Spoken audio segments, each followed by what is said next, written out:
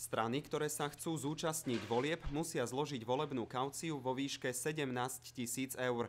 Na to, aby ju dostali späť, musia vo voľbách získať aspoň 2% platných hlasov. Strana HZDS odmietla kauciu uhradiť a na voľbách sa pravdepodobne nezúčastní. Nielenže neuhradili kauciu, ale sa aj vyjadrili, že ani neplánujú uhradiť. Zaujímavosťou je, že poslanec Národnej rady Ľudovít Kaník, ktorý vystúpil zo strany SDKU-DS, je lídrom na kandidátke strany Prosperita Slovenska. Strana by sa mala podľa neho premenovať na DS-SDKU. Veľmi dôsledne sme si preštudovali spolu s našimi právnikmi, čo o tejto otázke hovorí zákon. A nikde nenájdete v zákone akúkoľvek zmienku o tom, že by strana v nejakom období nemohla zmeniť svoj názov.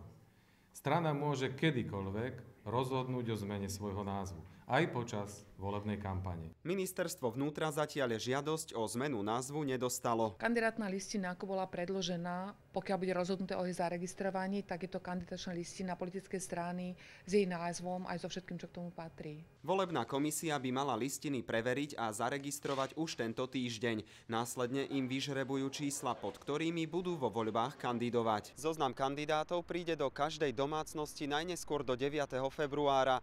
Parlamentné voľby budú v sobotu 5. marca. Kristián Čekovský, RTVS.